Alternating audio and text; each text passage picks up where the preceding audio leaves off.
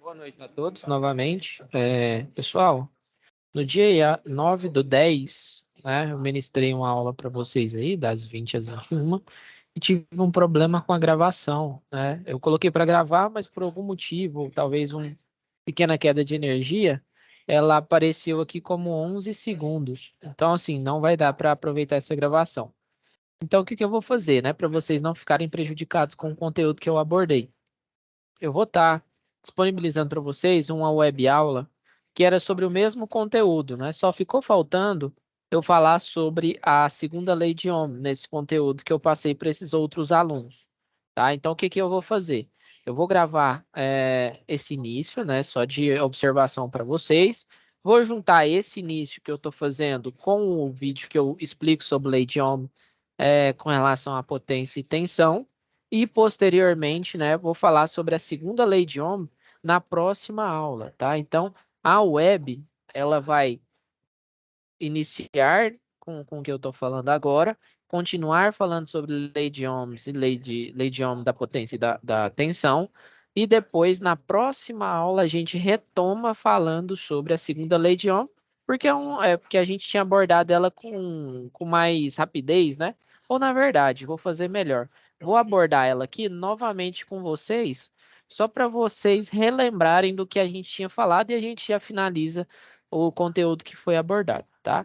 Então, aqui eu já tenho até algumas anotações falando sobre carga, lei de Ohms, tá? Então, é a mesma coisa que eu abordo com os outros alunos, né? Como é que a gente calcula série, paralelo, tá? Com as mesmas anotações que eu tinha feito na aula de vocês, tá? O jeito mais fácil, o jeito mais difícil, algumas manipulações de fórmula e a segunda lei de Ohm, tá? Na segunda lei de Ohm, a gente já conversou, né? Que fala aí sobre a resistência em circuitos, né? Qual que é a resistência de um condutor, tá? Então, o condutor, ele apresenta uma resistência. E essa resistência, né, ela é apresentada pela seguinte fórmula, que é a resistência em ohms é igual a ρ vezes L, que é o comprimento em metros, dividido por A, que é a área em metros quadrados, tá? Então, baseado nessa fórmula, a gente consegue calcular a resistência de um condutor, né? Está diretamente ligado ao material que ele é constituído, né, que é dado pelo ρ, pela distância, né, que é pelo comprimento, e pela área do condutor, tá? Essa que é a segunda lei de Ohm, tá? Então, tem uma dica, né, que é ρLA, aí, assim, fica uma dica para vocês relembrarem. Temos aqui essa tabela de resistividade, onde apresenta as resistividades de cada liga metálica, né, ou metal. Aqui a gente está vendo a do cobre, que é um dos materiais mais utilizados quando a gente fala em extensão, né, de fio ou ligações de condutores. Então ele fala que ele tem uma resistividade, né, um ρ de 1,7 vezes 10 a menos 6, né? É a nossa resistividade.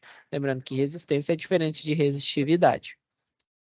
Então, a gente fez, né, um exemplo que era um fio de cobre de área transversal igual a 10 elevado a menos 4 metros quadrados, que é a área da seção do fio, e de comprimento 2,5 é ligado em uma tensão elétrica de 12 volts. Então, é para a gente determinar a resistência elétrica do fio, e isso aqui utilizando a segunda lei de Ohm, e a corrente elétrica do fio utilizando, né, a primeira lei de Ohm, tá? Como é que a gente faz? Então, a gente precisa da nossa fórmula, onde a resistência é igual a resistividade vezes comprimento, dividido pela área. Então, a gente já tem todas as nossas informações. Temos a resistividade, essa resistividade tabelada. Então, a gente tem aqui 1,7 vezes 10 a menos 6, que é o nosso valor tabelado. Aqui, ó, nosso valor tabelado. Temos a nossa distância, que é de 2,5, dado em metros quadrados. Metros, né? Porque metros quadrados é área. E aqui embaixo a gente tem a área, né, do nosso fio, que foi dada lá na nossa fórmula, 10 elevado a menos 4. Então, a gente tem aqui 4,25 vezes 10 a menos 2 ohms, que é a nossa resistividade do nosso condutor. Agora, para descobrir a corrente, é só pegar essa resistividade, que a gente pegou lá na nossa fórmula, né, conceituou da fórmula, colocou aqui, ó, o nosso V, dividiu por I, que é a tensão dividido pela corrente, e encontrou a corrente de 47 amperes. Então, a tensão era de 2 e a nossa resistência era 0,0425, né? Que é essa aqui, ó. A gente fez aquela, jogou as vírgulas para frente, né? Então, aqui a gente tinha uma vírgula, jogou duas vírgulas para frente e encontrou esse valor. Manipulou a fórmula, né? O que estava multiplicando passou para o outro lado dividindo, né? Ele fez basicamente isso aqui, ó. Ele isolou o I passou para cá, então ficou I vezes 0,0425. Aí ele foi e dividiu, né? Fez toda essa manipulação da fórmula. O 2 aqui e o 0,0425 e encontrou 47 amperes de resistividade nesse condutor. Lembrando que é valores hipotéticos, só para vocês entenderem a aplicação da segunda lei de Ohms, tá? Então, basicamente, isso que a gente fez, né, na web aula. O restante que eu vou postar para vocês é justamente o que eu gravei de outra turma, para que vocês não fiquem sem conteúdo, né? Por conta desse probleminha que teve de queda de internet, aí parou de gravar, tá? Qualquer dúvida que tiver, eu estou à disposição, tá? Se ficar alguma dúvida lá no vídeo, pode me mandar mensagem, tá? A gente pode entrar em outra chamada por conta desse probleminha que a gente teve, mas prejudicado vocês não vão ficar. Próxima aula a gente já começa a desenvolver as atividades, tá? Então, é isso, pessoal. Até a próxima. Cálculos, tá? Eu já vi que tem muitas pessoas que estão já cientes de algumas fórmulas, né, que são utilizadas sobre as leis de Ohm. Cálculos também utilizando resistores, né, associação de resistores em série, em paralelo, associação mista. Então, isso aí também já é, né, um grande avanço nessa unidade. Só que como a gente tem que fazer um nivelamento, né? Tem muitas pessoas que já sabem fazer e tem outras pessoas que ainda, né, estão pegando as manhas, né? Às vezes fazer uma divisão, às vezes fazer uma manipulação de fórmula, a gente vai ter que trabalhar de forma mais gradativa, tá? Então hoje a gente vai começar a abordar esse tema, né? O tema lá que até o pessoal falou, que era a associação de resistores e leis de Ohm, tá? Então, o primeiro tema que a gente vai começar falando já é sobre leis de Ohm, tá? O que é a lei de Ohm, né? Então, a lei de Ohm, ela consegue determinar corrente, tensão e resistência, né? Se você tiver duas dessas grandezas, você consegue encontrar a outra. Então, ela assim vai ser o embasamento teórico, né? A fundamentação teórica para que vocês consigam desenvolver todas as atividades, né? E conseguir entender o conceito de eletricidade, tá? Então, a gente tem alguns termos que são muito importantes quando a gente for falar de lei de Ohm, né? A gente tem a tensão elétrica, né? O que é a tensão elétrica? Então, a gente conceitua como se fosse a força que impulsiona os elétrons, né? Então, eu mostrei na última aula lá um átomo que ele tem lá os prótons, os nêutrons e os elétrons. Os elétrons, eles ficam ali circulando em torno do átomo, né? Então, o fato dele mudar de um átomo para o outro de forma ordenada é o que a gente classifica, né, como eletricidade, tá?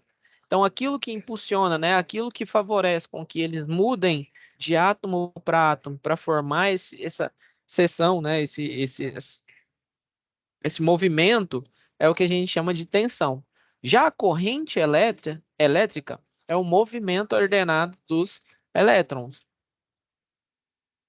Então, quando os elétrons, né, eles se movimentam ali de um átomo para o outro, então esse movimento ordenado a gente chama de corrente elétrica.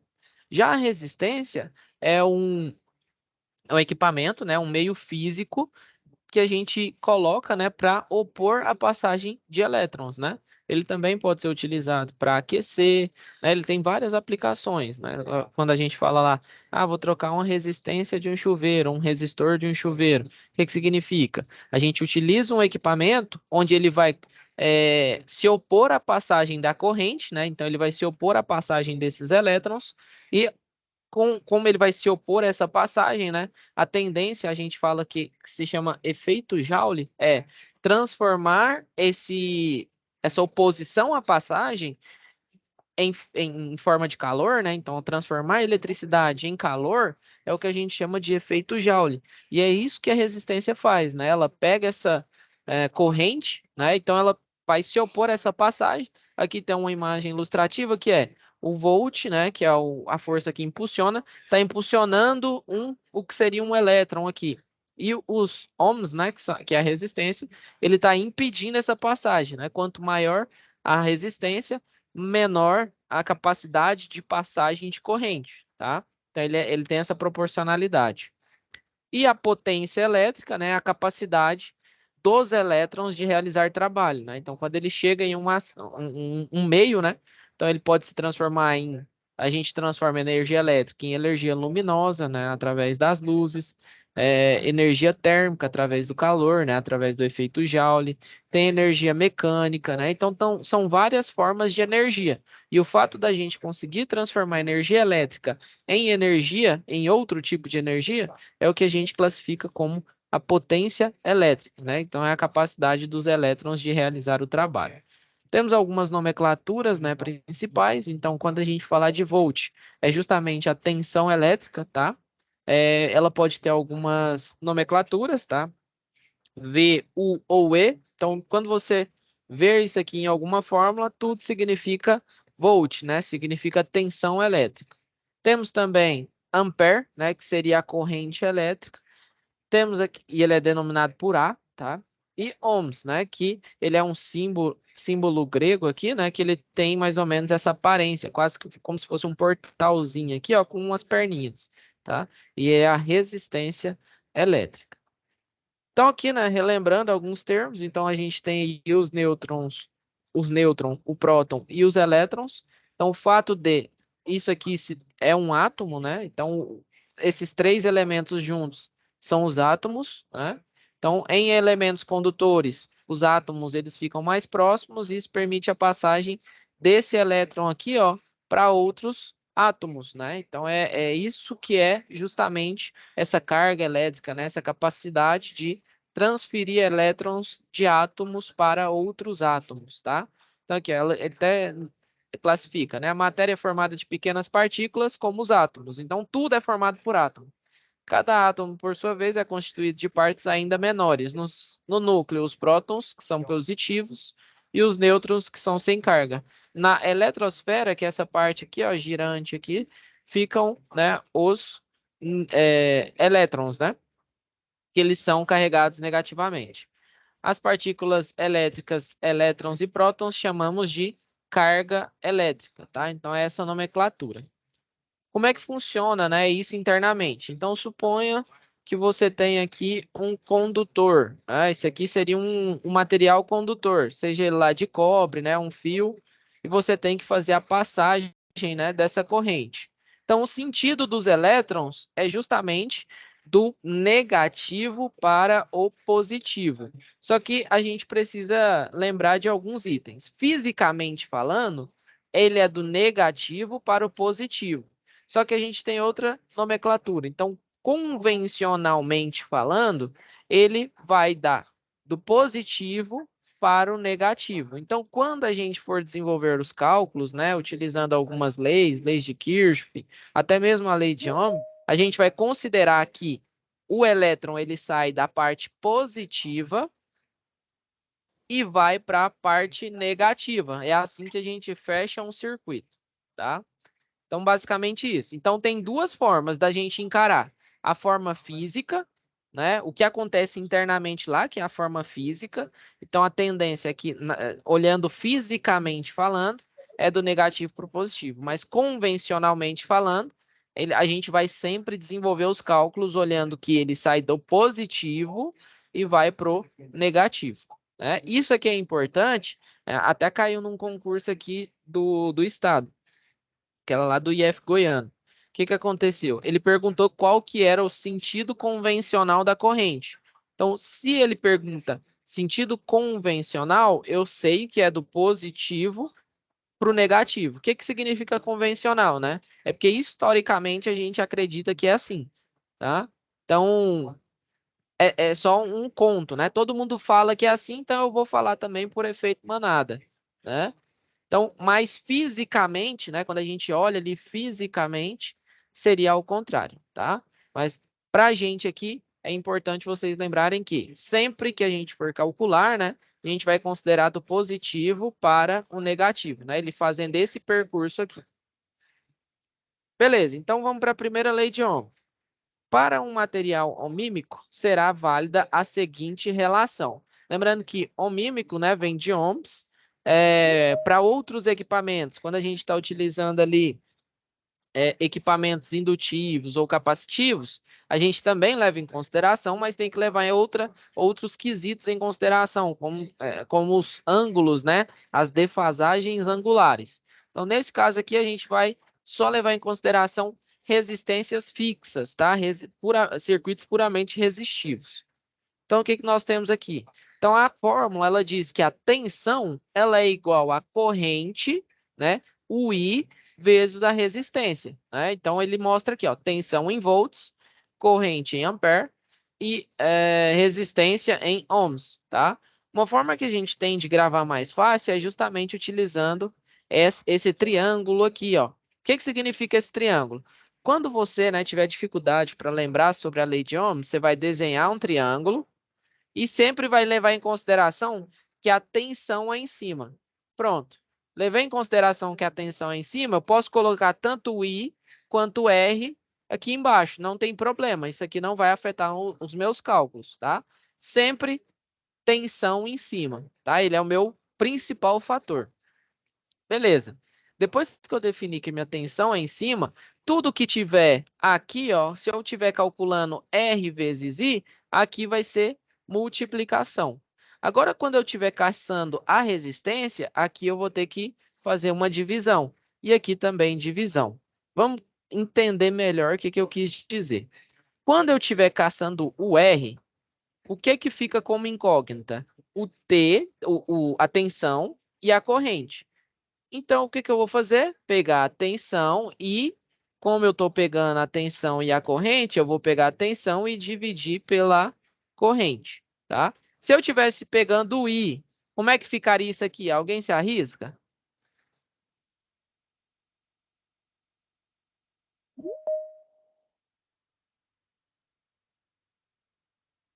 Ninguém se arrisca? Então, aqui vai ficar dividido, ó. Então, vai ser o V em cima dividido pelo meu R, tá? São algumas dicas para quem não sabe manipular ou ainda ou esqueceu, na verdade, né? Nem digo que não sabe, eu não uso todo dia, então eu esqueci. Então, quando eu estou utilizando uma dessas grandezas de baixo, sempre divido o de cima com o de baixo. E quando eu estou utilizando o V, esse vezes esse. Então, vai ficar R vezes I. Simples assim. Então, tensão é igual a resistência vezes corrente. E lembrando que, né, se a gente trocar aqui e inverter esses lados, não vai ter interferência nenhuma com relação aos nossos cálculos. Porque isso aqui é multiplicação, tá? Beleza, essa dica é legal, mas se eu não quiser utilizar essa dica, se eu quiser manipular essa dica, essa fórmula aqui, que é a fórmula principal, o que que eu faço? O que estava multiplicando de um lado, o que que eu faço? Então, a gente tem isso aqui. Vamos supor que eu quero encontrar a resistência. Então, eu estou aqui, né? Quero encontrar minha resistência. Esse I que estava multiplicando, ele passa para o outro lado da igualdade como?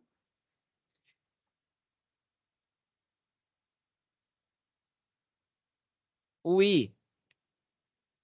Esse I ele vem para baixo aqui, ó. Quando é no Dividindo. chat. Exatamente. Então você vem aqui, ó, coloca ele aqui embaixo e o meu R vai virar, né? Ele vai ficar de um lado da igualdade sozinho, tá? Quando você tem muitas pessoas, né, que se assustam. Nossa, o R aqui ficou sozinho. Eu posso trocar o lado da igualdade, não tem problema, ó. Eu posso falar que esse R é aqui na frente, igualdade esse dividido por esse. Simples assim, tá? Eu só troquei de lado. Não fiz nenhuma alteração de cálculo aqui, tá? Isso aqui também acontece para o I, né? Vamos supor que eu quero o I. Então, o meu V vai ser em cima, né? O R estava multiplicando aqui, o que que ele vai fazer? Dividir, tá?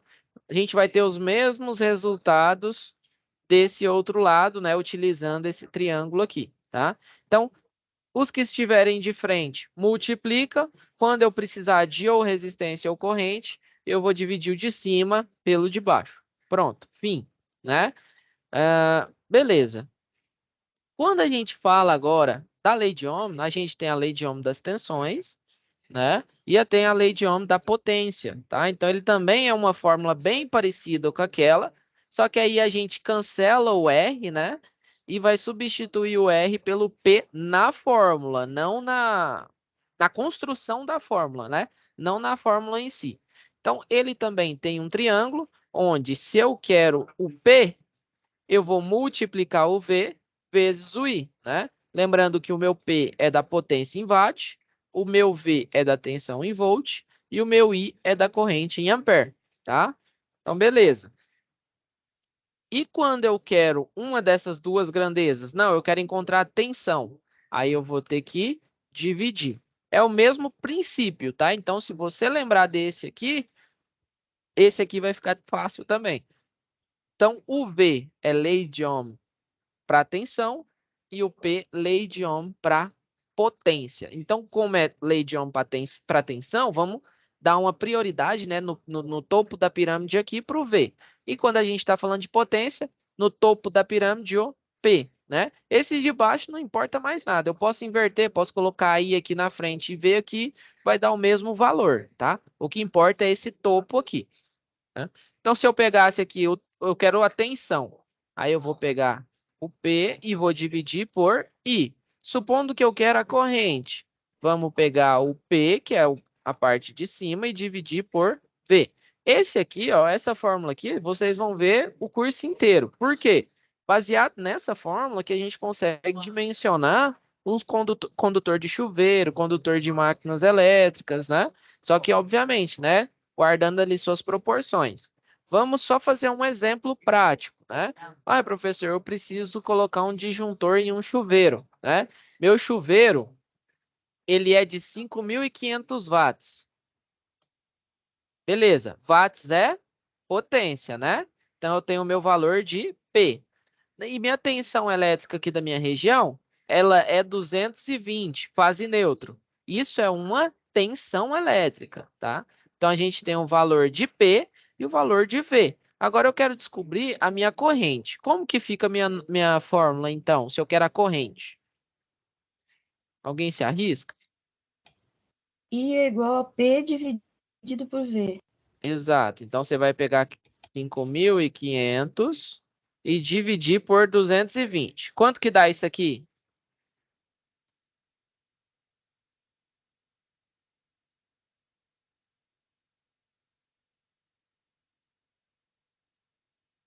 Quem tem alguma calculadora aí, é bom.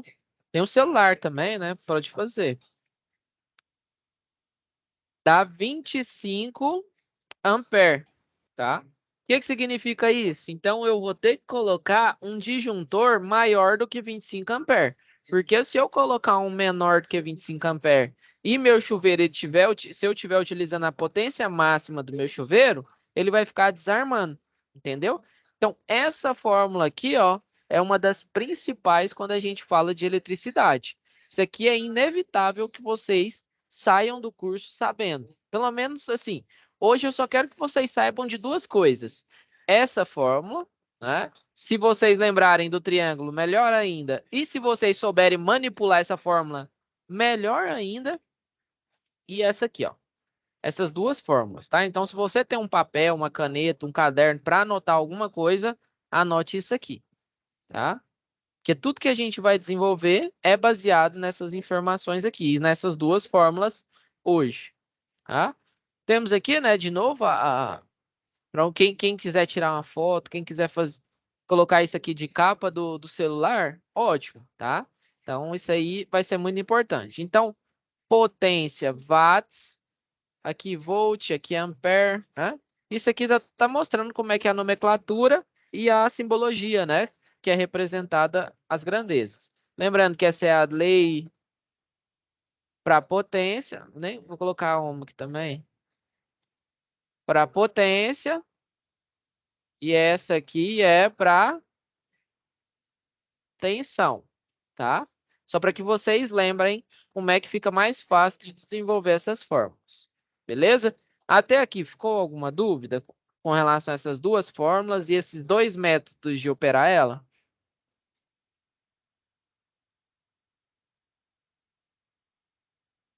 Se tiver dúvida, pode abrir o microfone que eu explico novamente, tá?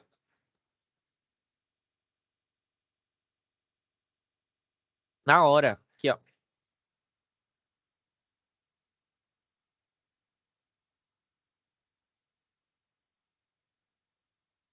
Deu certo?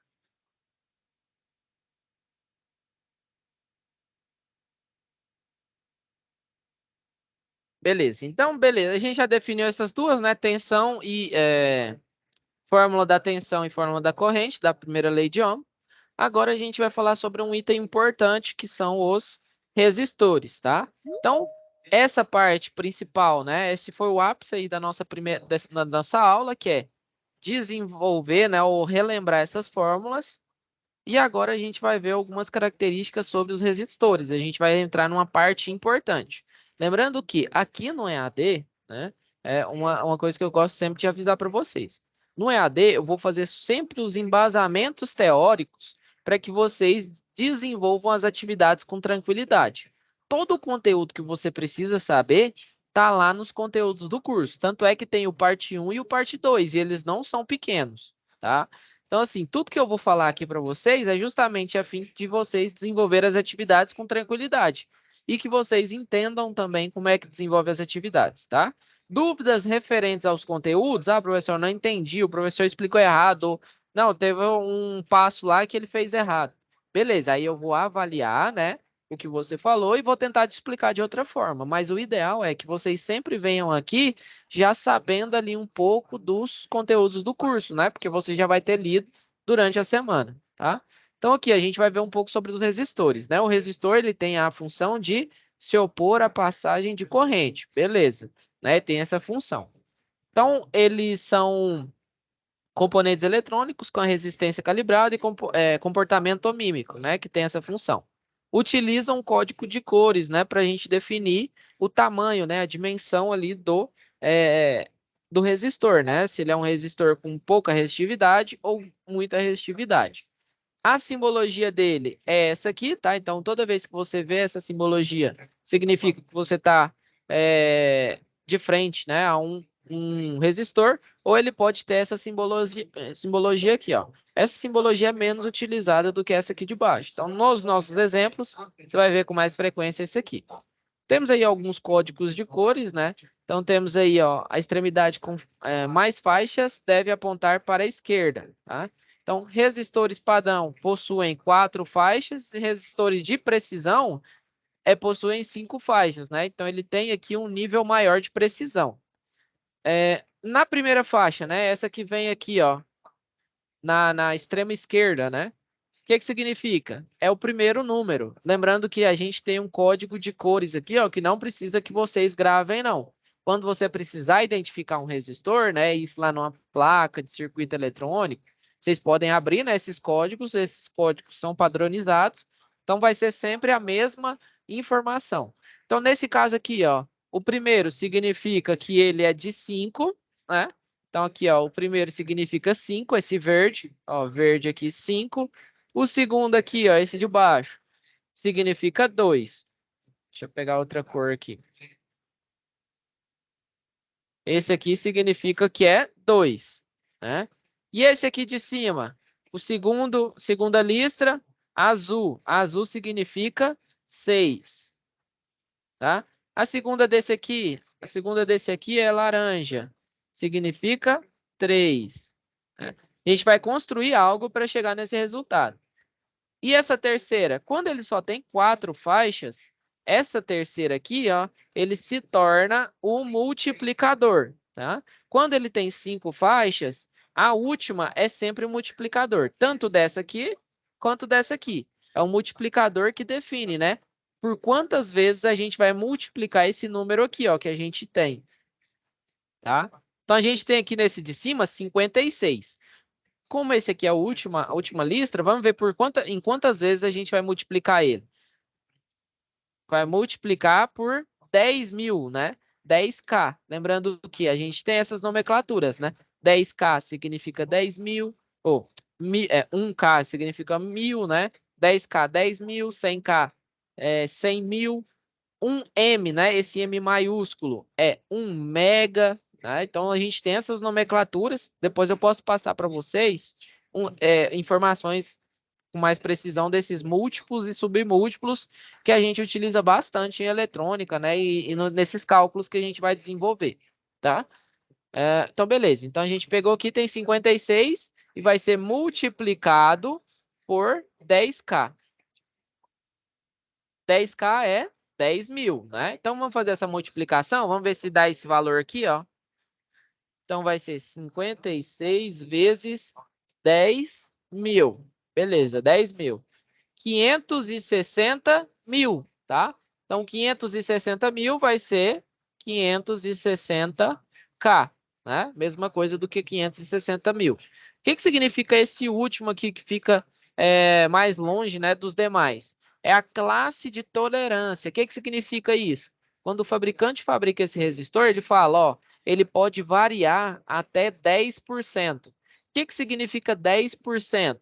10%, você pegar aqui, ó, para descobrir a porcentagem, você multiplica por 0,1, que é 10, é um valor absoluto, né, de 10%. Então, aqui, ó, ele pode variar 56.000, tanto para cima quanto para baixo. Então, se você pega um equipamento que ele está medindo aqui, ó, vamos colocar mais 560.000. Se ele tiver até 616.000, né? Você pega um multímetro e vai medir a resistência desse resistor. Se ele tiver medindo até 616.000, ele está dentro, ele não está queimado, está tudo ok com ele. Por quê? Porque o fabricante ele garante até no máximo 10%. Lembrando que esse 10% é para mais e para menos, tá? Então ele pode tanto medir um pouquinho mais do que 560 e medir um pouquinho menos.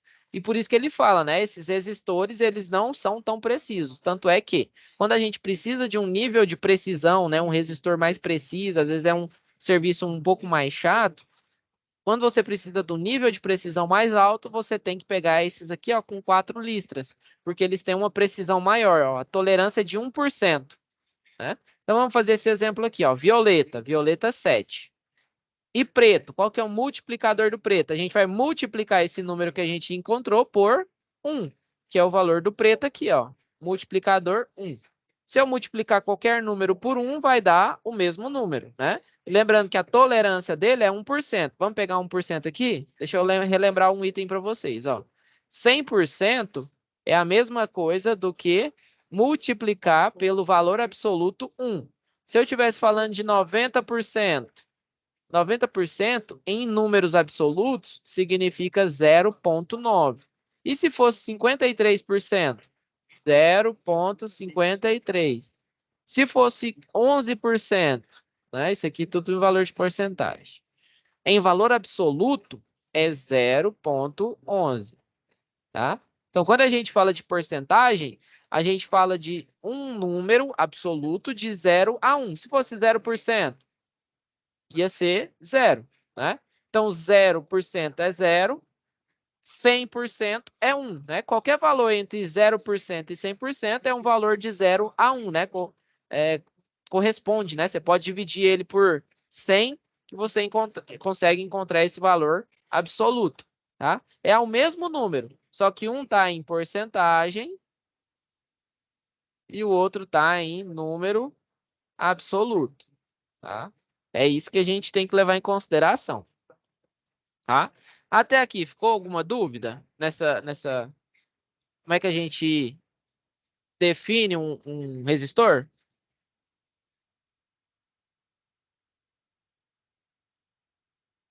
Beleza, então vamos seguir, tá? Qualquer dúvida, pode pedir para eu explicar novamente. Então aqui a gente tem, né, depois que a gente falou dos resistores, a gente tem as associações de resistor, né? Então a gente tem aqui, ó, uma pilha, né? Lembrando que quando a gente fala de eletricidade, a gente tem dois termos importantes. temos a corrente contínua e a corrente alternada. Num primeiro momento, né, nas primeiras aulas, aí, até daqui umas 5 aulas, a gente vai ver só corrente contínua, que é mais fácil de trabalhar, porque quando você trabalha com corrente contínua, é isso aqui mais ou menos, ó, onde aqui você tem a tensão, né, e aqui você tem a corrente, tá? Então, ela se comporta de uma forma linear. Quando você tem corrente alternada, ela já se comporta através de ondas, assim, ó. Aí você tem que levar outras informações em consideração. É o ângulo, aí é muito mais complexo, tá? Então, num primeiro momento, tudo que eu for falar é de corrente contínua. E corrente contínua é muito mais fácil da gente ver, né? Pilha é corrente contínua. Tudo aquilo que tem uma característica linear, ela é corrente contínua, tá? Então, nesse caso aqui, ó, a gente tem uma pilha, né? Essa aqui é uma pilha de 9 volts, essa aí que vocês têm na casa de vocês, e ela está em série. O que que significa em série, pessoal? Significa que eu vou sair do meu circuito, vou entrar em um resistor, e na outra ponta do resistor, eu vou entrar na primeira ponta do resistor e a outra na primeira e assim sucessivamente, tá? Então ele não se conecta, a gente não faz derivação nesse circuito. Uma das características mais importantes é, quando eu não faço derivação, o que que é uma derivação? É justamente fazer conexões, né? Às vezes você vai abre um circuito e coloca outro circuito junto. Em série não tem isso. Você entra com um fio e tem que na saída dele você vai conectar em outro. Aí entra, na saída você conecta em outro, entra em um e a saída é em outro. Isso que a gente chama de circuito série, tá? Então, sempre que a entrada ele tiver na entrada, tem outro na saída conectando na entrada de outro resistor, tá? Como que a gente desenvolve os cálculos de circuitos em série? Circuitos em série, né, é o que a gente chama de resistência equivalente. O que que significa resistência equivalente? É justamente, vamos supor que eu não queira ter 3 resistores. Eu quero ter uma pilha aqui, quero vir aqui e ter só um resistor aqui, ó. Vamos colocar naquele outra simbologia. Eu quero substituir esses 3 por um só. E ele vai ter a mesma corrente, vai ter as mesmas características elétricas. Dá para fazer isso? Dá. Aí eu tenho que fazer as minhas associações, tá? Então, para circuito série, a gente vai fazer essa associação como? Fazendo a soma. Então, vai ser R1 mais R2 mais R3 até, né? Eu posso colocar aqui, ó, até Rn. O que que significa Rn? Se eu tiver 1 milhão de resistores em série, eu vou somar um por um, né? E aí eu vou poder substituir esses 1 milhão por um só. Então é isso que a gente chama de resistência equivalente. É conseguir trocar vários resistores por um só e ele vai ter as mesmas características elétricas do sistema, tá? E esse aqui, ó, ele já está em paralelo, né? Então, nesse formato, ele já está em paralelo. O que que significa isso? Vamos supor que a gente tem aqui, ó, um condutor, né? É um fio mesmo, até chegar nesse último aqui, né? E ele volta lá para a pilha. Se eu não fizer emenda no fio, eu consigo ter esse formato? Não. Então, qual que é a característica dele? Eu sempre vou fazer uma junção de fios aqui, ó. Então, eu vou juntar esse fio aqui, vou juntar esse fio aqui, esse aqui eu vou juntar com esse aqui eu vou juntar com esse. Então, ele tem essa característica de derivação, né? Então, esse começo com esse começo, esse começo com esse começo, esse fim com esse fim com esse fim. Então, o que que significa? Quando a gente fala de série, o começo tem que estar ligado no fim, né? O começo é ligado, aí depois o fim é ligado em outro começo, o fim é ligado em outro começo, o fim é ligado em outro começo. Enquanto nesse caso, não. A gente liga aqui, ó, começo em começo, começo em começo, fim em fim, fim em fim. Tá? Então ele tem essa aparência. Com o tempo, né? Nesse primeiro momento, você pode falar, nossa, tá muito confuso. Mas é um conceito um pouco complicado, né, de você entender num primeiro momento. Mas aí você vai desenvolvendo atividade, você vai entendendo como é que se conceitua, né, esses princípios aqui, tá? E temos aí associações mistas, né? O que que significa isso? Então a gente tem aqui, ó, um circuito em série, né? Esse circuito em série está em paralelo com esse circuito, né?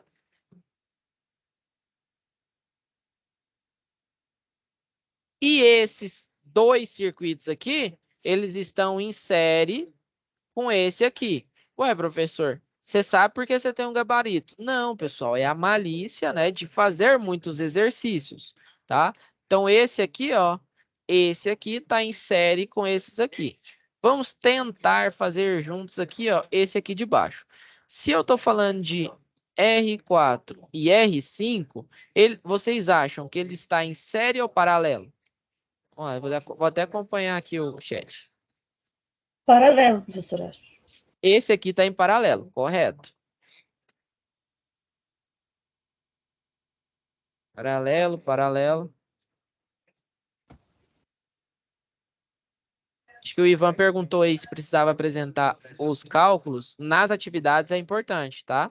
Mas assim, se você quiser esperar para a gente desenvolver essas atividades juntos, a gente vai fazer todas as atividades juntos, tá?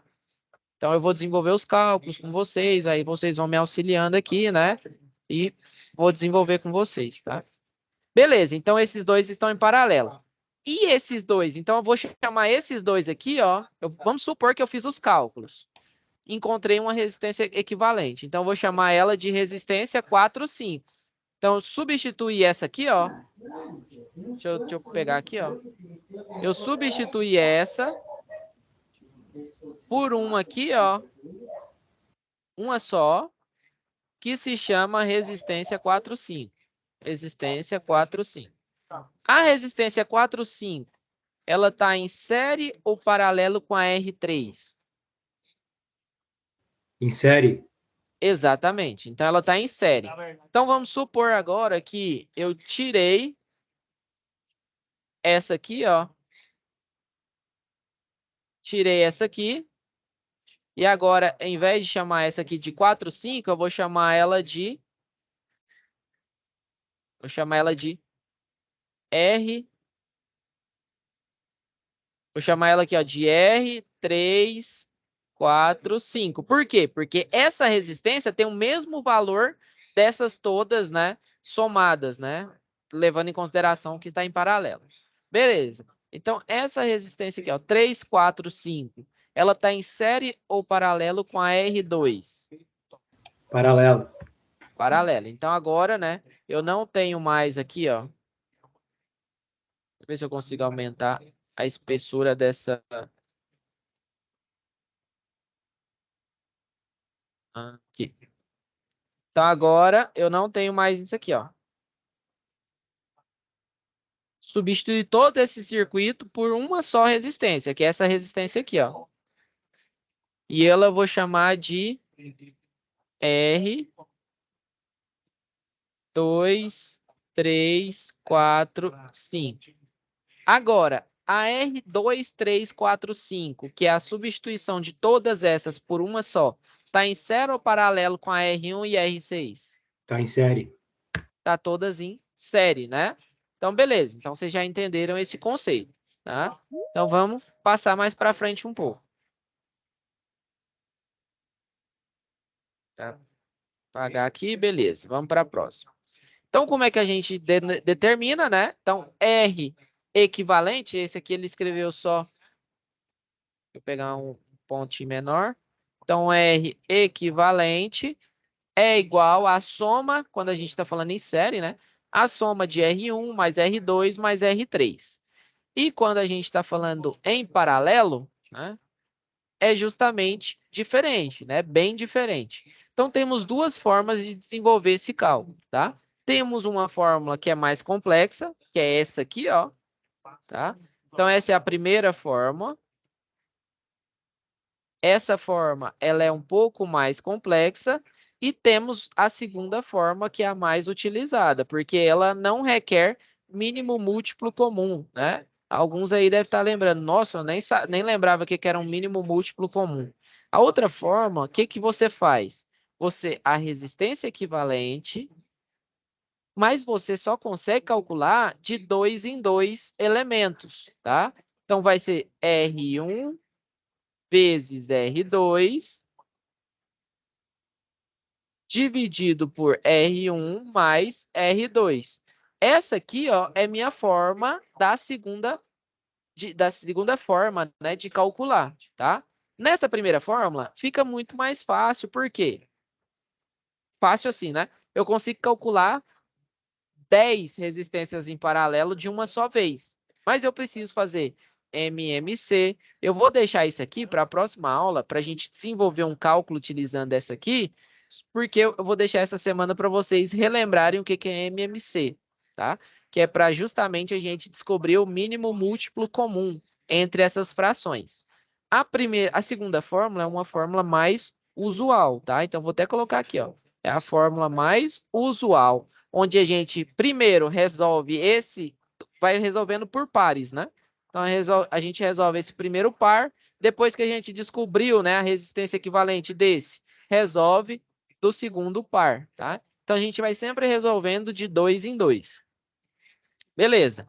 Aqui tem outras informações, mas eu já vou começar. Antes, a gente ainda vai fazer, né? Falar sobre a segunda lei de Ohm, fazer alguns exemplos sobre esses cálculos, mas eu queria já começar a abordar